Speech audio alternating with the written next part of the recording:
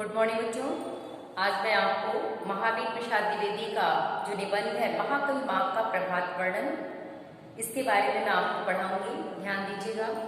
जो महत्वपूर्ण गद्यांश है उसको देखते जाइए। महत्वपूर्ण गद्यांशों को ही मैं आपको बताती जाऊंगी और संकेत मैं यहाँ लिख दे रही हूँ कौन सा गद्यांश है।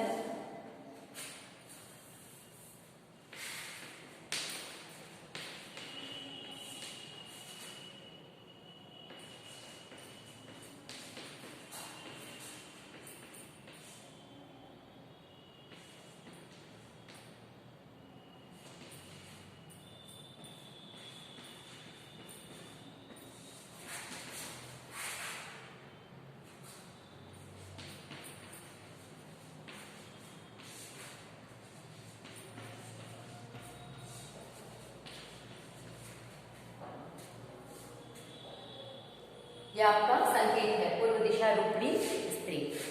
इस गद्यांश को मैं बता रही हूँ, ध्यान से देखिए। और मैं उम्मीद करती हूँ कि आप जीवन परिचय तैयार कर ली होंगी भारतेंदु हरिश्चंद्र और महावीर प्रसाद द्विवेदी का, और काव्य खंड से सूरदास और कबीरदास का। जब इतना आपका तैयार होगा तो ये तो आपके 12 नंबर के प्रश्न तैयार हो गए। और संस्कृत खंड से भी 2 पाठ आप तैयार कर ली होंगी, 2 ही और बचे हैं, उसको पढ़ा दूंगी मैं। तो चलिए देखिए बच्चों, संकेत है, संकेत पे ध्यान दीजिएगा। इस गद्यांश को मैं समझाऊंगी, इससे संबंधित कुछ प्रश्नोत्तर होगा, उसको मैं बताऊंगी। फिर से बता देती हूँ कि इस पाठ में सूर्य चंद्रमा को एक प्रतापी, इसमें सूर्य को एक प्रतापी पुरुष के रूप में दिखाया गया है, चंद्रमा को एक कायर पुरुष के रूप में दिखाया गया है, और सूर्य की विशेषता को पूर्ण रूप से इसमें स्पष्ट किया गया है कि वो किसी के साथ कोई पक्षपात नहीं करता, और दिशाओं को स्त्रियों के रूप में माना गया है। इस प्रकार से इस संपूर्ण पाठ का ही मानवीकरण किया गया है। तो ये मानवीकरण क्या है? मानवीकरण अलंकार है। पूरा मानवीकरण अलंकार के द्वारा इस पाठ को स्पष्ट किया गया है। तो मानवीकरण अलंकार होता कहाँ है? जहाँ प्रकृति के संपूर्ण क्रियाकलापों में मानवीय रूप का चित्रण हो। तो सूर्य चंद्रमा दिशाएं तो प्रकृति के ही अंग हैं, लेकिन यहाँ सूर्य को पहले तो बालक के रूप में दिखाया गया, फिर एक प्रतापी पुरुष के रूप में दिखाया गया, चंद्रमा को एक कायर पुरुष के, और दिशाओं को स्त्रियों के रूप में। इसलिए प्रकृति में मानव के रूप का चित्रण होने के कारण ये मानवीकरण अलंकार है। समझ में आ गया बच्चों? अब पाठ को देखिए। पूर्व दिशा रूपिणी स्त्री की प्रभा इस समय बहुत ही भली मालूम होती है। वह हंसती रही है। वह यह सोचती सी है कि इस चंद्रमा ने जब तक मेरा साथ दिया, जब तक यह मेरी संगति में रहा, तब तक उदित ही नहीं रहा, उसकी दीप्ति भी खूब बढ़ी। परंतु देखो, वही अब पश्चिम दिशा रूपी स्त्री की तरफ जाते ही पतित हो रहा है। इसी से पूर्व दिशा चंद्रमा को देख देख प्रभा के बहाने ईर्ष्या से मुस्कुरा सी रही है, परंतु चंद्रमा को उसके हंसी मजाक की कुछ भी परवाह नहीं है। वह अपने ही रंग में मस्त मालूम होता है। अब देखिए क्या यहाँ लेखक कहना चाहता है। इस जो संपूर्ण गद्यांश है, इस गद्यांश में द्विवेदी जी ने प्रभातकालीन दृश्य का चित्रण किया है। कौन सा दृश्य है? प्रभातकालीन, जो प्रातःकालीन बेला होता है। उन्होंने बड़े ही कलात्मक ढंग से चंद्रमा के अस्त होने और सूर्य के उदित होने का चित्रण किया है कि कैसे चंद्रमा अस्त होता है, सूर्य का आगमन कैसे होता है, इस चीज का स्पष्टीकरण किया गया है। देखिए, पूर्व दिशा रूपी स्त्री की प्रभा इस समय बड़ी ही भली मालूम होती है। क्यों? क्योंकि पूर्व दिशा को एक रूपवती स्त्री की उपमा दी गई है। हमने लिखा ना पहले कि मानवीकरण अलंकार है। मानवीकरण अलंकार क्यों है? देखिए आ ही गया कि पूर्व दिशा को इन्होंने एक सुंदर स्त्री के रूप में उपमा दिया है, और पूर्व दिशा को एक रूपवती स्त्री का उपमा देते हुए द्विवेदी जी कहते हैं कि प्रातः काल में पश्चिम की ओर दीप्तहीन होकर अस्त होते हुए चंद्रमा को देखकर पूर्व दिशा रूपी रूपवती स्त्री उत्साहपूर्ण दृष्टि से मुस्कुरा रही है। अब क्यों मुस्कुरा रही है उसका कारण जानिए। देखिए, चंद्रमा जब दीप्तहीन हो रहा है तो दीप्तहीन होते हुए चंद्रमा को देख करके पूर्व दिशा रूपी स्त्री क्यों मुस्कुरा रही है? उसके मुस्कुराने का कारण क्या है? कारण जानिए।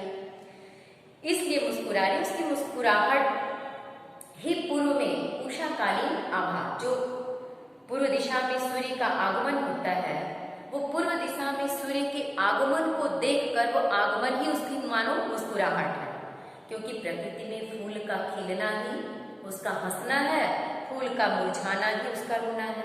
इसीलिए जो प्रभातकालीन बेला का आगमन हो रहा है किस दिशा में, पूर्व दिशा में, वही उसके उपहासपूर्ण दृष्टि से उसकी मुस्कान है। उसकी यह मुस्कुराहट ही पूर्व में उषाकालीन आभा फैला रही है।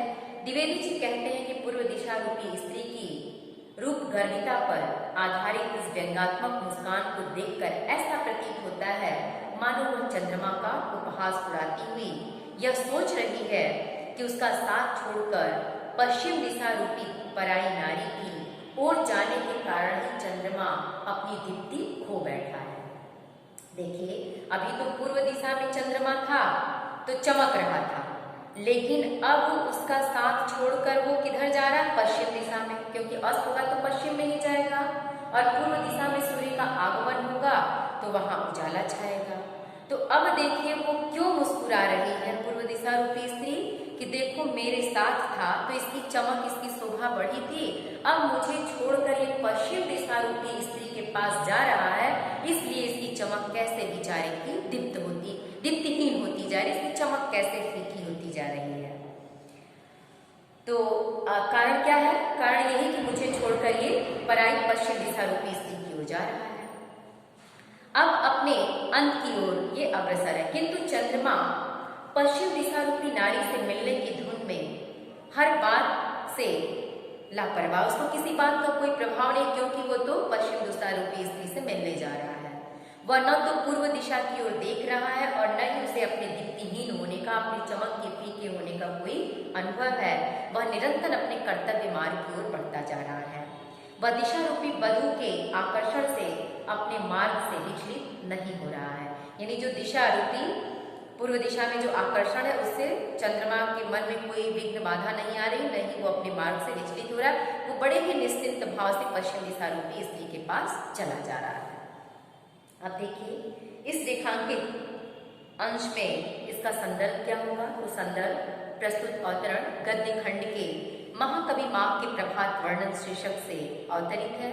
इसके लेखक द्विवेदी युग के श्रेष्ठ महाकवि महावीर प्रसाद द्विवेदी जी हैं। अब देखिए आप एलकेजी के बच्चों की तरफ प्रश्नोत्तर लिखने के लिए कहेंगे तो मैं साफ साफ आपको प्रश्न बता रही हूँ कि इस गद्यांश का शीर्षक और लेखक का नाम बताइए।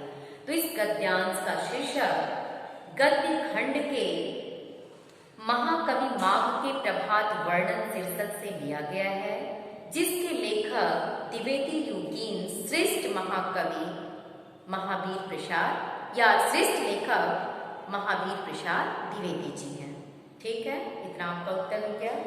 दूसरा प्रश्न अगर इससे बनाया जाए कि प्रस्तुत अवतरण में लेखक ने किसका चित्रण किया है, तो प्रस्तुत अवतरण में देखिए किसका चित्रण है।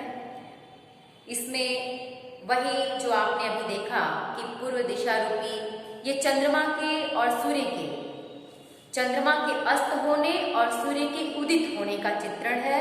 और इसमें यही दिखाया गया कि चंद्रमा किस तरह से पश्चिम दिशा की ओर जाता है तो कैसे दीप्तिहीन हो रहा है, इस चीज का वर्णन, यानी चंद्रमा के अस्त होने और सूर्य के उदय होने का चित्रण है और पूर्व दिशा रूपी स्त्री के मुस्कुराहट को दिखाया गया है। एक प्रश्न और है कि लेखक ने पूर्व दिशा को किसकी उपमा दी है, तो लेखक ने देखिए प्रस्तुत यहाँ लेखक ने पूर्व दिशा को एक रूपवती स्त्री की उपमा दी है। लेखक ने पूर्व दिशा को किसकी उपमा दी है, तो लेखक ने पूर्व दिशा को एक रूपवती स्त्री की उपमा दी है। एक प्रश्न पांचवा ये भी देखिए कि पूर्व दिशा स्त्री की व्यंग्यात्मक मुस्कान को देखकर लेखक को क्या प्रतीत हो रहा है, तो पूर्व दिशा स्त्री की मुस्कान पर लेखक को ये लग रहा है कि मानो वह चंद्रमा का उपहास उड़ा रही हो और यह सोच रही है कि उसका साथ छोड़कर पश्चिम दिशा रूपी पराई नारी की ओर जाने के कारण ही चंद्रमा अपनी दीप्ति को खो बैठा है और अपने अंत की ओर वो अग्रसर है।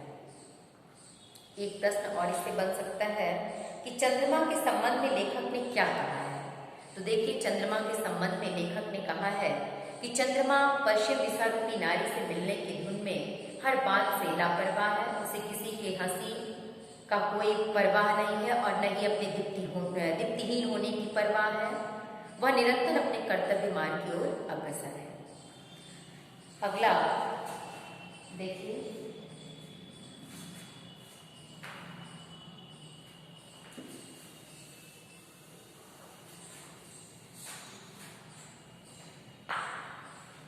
संकेत देखिए,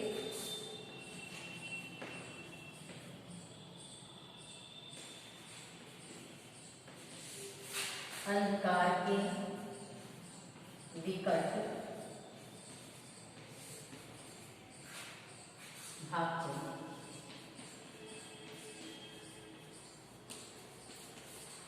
यह आपका संकेत है, अंधकार के विकट बैरी अंशुमानी यहां तक भाग चली।